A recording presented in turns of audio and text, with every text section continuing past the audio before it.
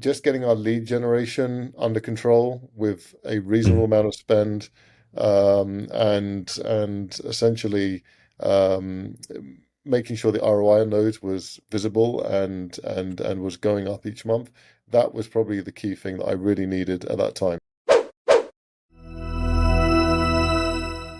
Hi, so I'm the founder and CEO of Outlyer, a company that was acquired in 2019. Amazing. So just jumping right into it, what projects or challenges were you facing before bringing Frank on to the team?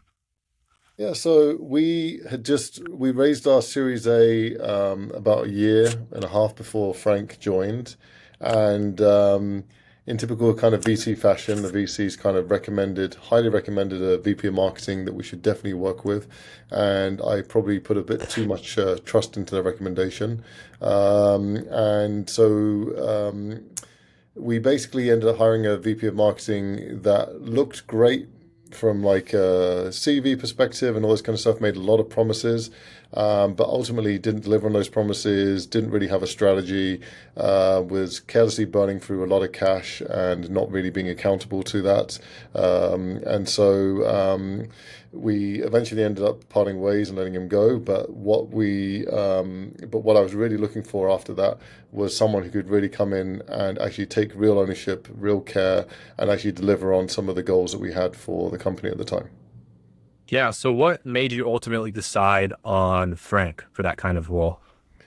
So I think a lot of it was kind of inferred from what didn't work with the previous VP of marketing. So with Frank, for me, integrity was really important. I really wanted someone who was in integrity and accountability. And I remember just the first time we met Frank, he just was really transparent about his success. He was like willing to show us like actual results and things like that.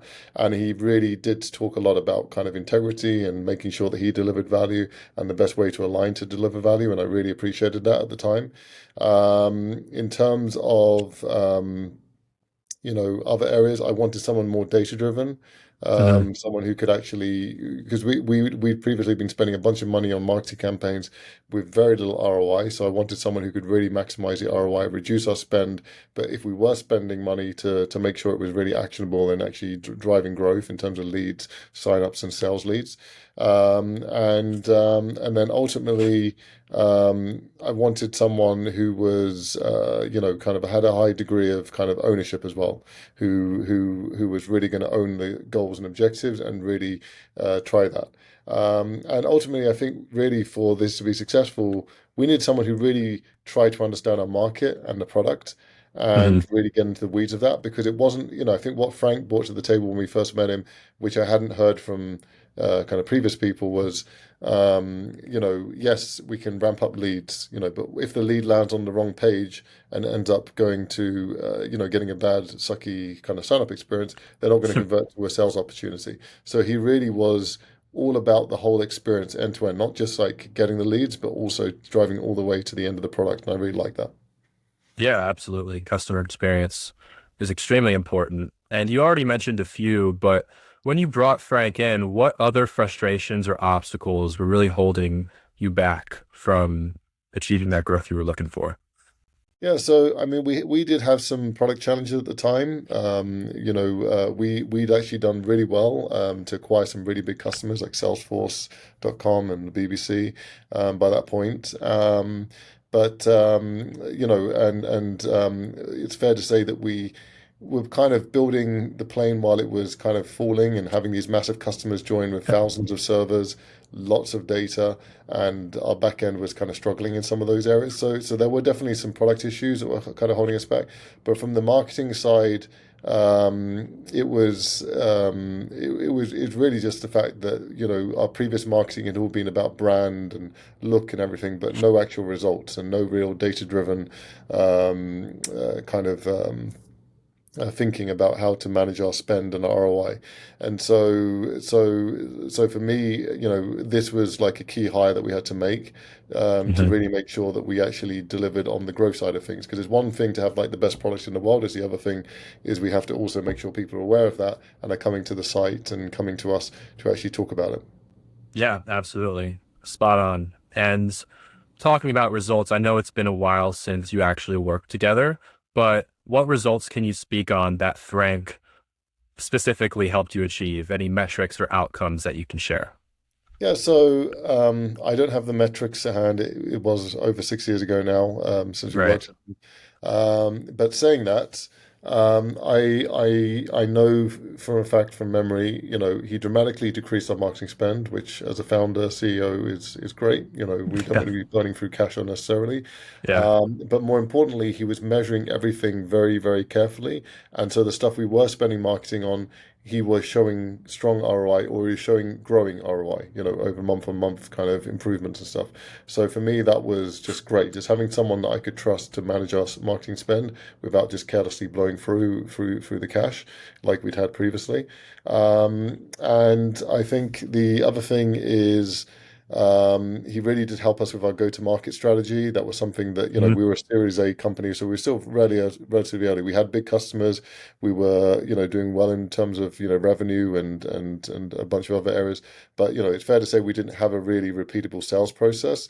So he really helps us thinking about that from beginning, which is like, how does a customer even find us for inbound to all the way to working with our sales team to make sure they had what they needed to be successful as well once a lead was kind of taken on. And I really like that holistic thinking that he brought to the table. And ultimately, that ended up extending our runway because cash is king. Yeah. And then finally, it ultimately led to revenue growth. And actually, before we sold the company, we actually acquired a huge brand name customer called Netflix, which I think was I've heard of part. them. Yes, who I'm now working for today, and they basically I can put a lot of credit to kind of Frank's efforts to kind of improve our messaging, our marketing to help us with that. And that ultimately led to us getting acquired in 2019. Yeah. One thing you mentioned that I want to touch on is that he took the time to speak with the sales team and the sales members. And a big problem that I've seen, especially in a corporate environment, maybe not so much a startup environment, is that the sales and the marketing teams don't communicate with each other. And they're kind of in this different silos, different areas. And I think that is great that Frank went ahead and did that. And I want to ask if there's something that you think that you missed. Are there any other reasons or things that Frank did that led to those improvements happening?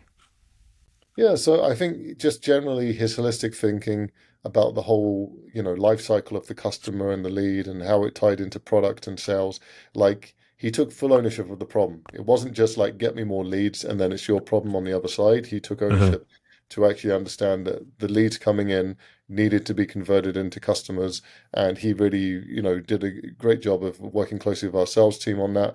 And just with me just talking about the whole life cycle, and I felt like he had whole ownership over the entire kind of problem of revenue growth. Even though his focusing was really on the marketing side, like he didn't just leave it at marketing and then it's someone else's problem to take over from the sales perspective. So that was really great. Another thing actually I did really appreciate about Frank, which is why we're still friends, years later, is Frank is a very he's a very kind of a calm guy. He's I'd say Zen. He's got a very good philosophy on life about like when things don't go your way, he has a very good attitude towards like taking those challenges and turning them around and stuff.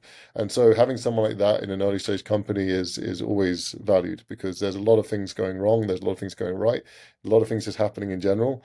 But when those things go wrong, you don't want people who are panicking. You want people who are able to stay calm and kind of keep the team kind of centered while we address the issue. So I think Frank was really great for that. Yeah, absolutely. And what part of Frank's work would you say delivered the most value and why? I would say just getting our lead generation under control with a reasonable Mhm. amount of spend, and essentially um, making sure the ROI on those was visible and was going up each month. that was probably the key thing that I really needed at that time. Like I needed to cut back on spend because the previous marketing team had just blown it out of the water, and I needed someone who could really, demonstrate ROI. Like, if we're spending this kind of money every month, we have to see a return on investment.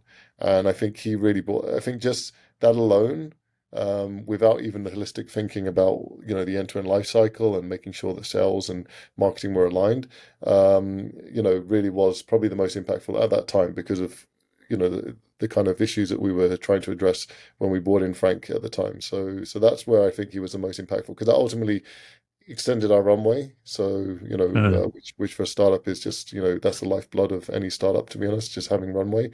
And then allowed us to basically address some of our kind of product issues, allowed us to address, some of the other challenges we had at the time, and essentially gave us a breathing room to kind of, get to a very good situation where we were acquiring Netflix as a customer, and ultimately the business was acquired in 2019. Yeah, awesome. And then if you were to talk to someone who's in your shoes, a startup founder of a software SaaS product, what would you tell them if they were considering working with someone like Frank? And why would you advocate for working with Frank? Yeah, so like I said previously, like you want someone who's calm, takes complete ownership, and you can trust. Because in the early stage startup, there's a million things to do. As a founder, you may not even be an expert in marketing and lead gen and how to manage, campaigns. Like you can spend a lot of money while you're trying to learn how to do this.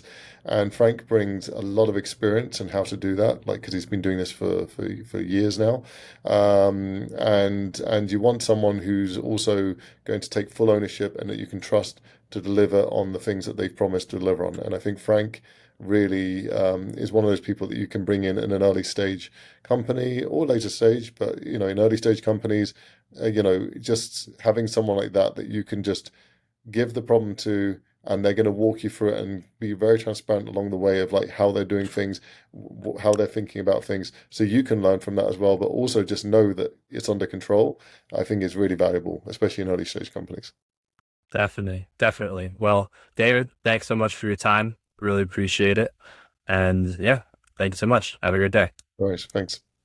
Okay. So one last thing, I'm not going to stop the recording. I'm just going to edit this.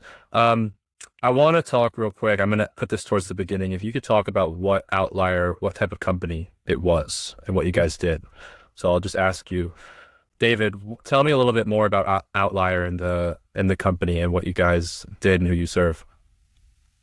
Sure. So Outlier was an observability company. Observability is basically a huge industry that is, has generated a lot of big successful companies. It's a great industry to be in as a startup. And essentially, observability is the space. Okay, let me start again. So Okay. yeah. Um, Outlier, which was previously known as Dataloop.io before we rebranded it, was an observability company. Observability essentially is a space where of monitoring and observing systems, computer systems. So, for example, if you're a large system, online service like Netflix, how do Mhm. the engineers know when there's an issue, happening in production? How do they know where the issue is happening, what the issue is? How do they diagnose it when there's an incident? That's what observability is, like helping you see what's happening with all your systems using metrics, logs, and traces. Some of the big companies in the space people might be aware of are companies like Datadog, Splunk, has been a big one in the space as well, New Relic. And so Outlier was a startup that kind of came out of the fact that when companies were basically switching from on-premise to cloud, the observability tools, monitoring tools they had were built for a very static environment with on-premise data centers where servers basically sat for years being switched on. In the cloud environment, you're basically doing deployments all the time, you're running containers, everything's dynamic, everything's changing all the time. And so our observability systems had to kind of shift around 2013. That's when the company started. And that was the trend that we basically got onto, and that's how we ended up acquiring these big customers because there weren't very good solutions in the market at that point. Yeah, awesome. Thanks for sharing that context. And what projects or challenges were you facing before working with Frank? And you don't have to answer that. I just wanted to ask that so I can like edit it Um, in properly. unless you Yeah, want to. so I think I talked about earlier the VP of marketing. Yeah.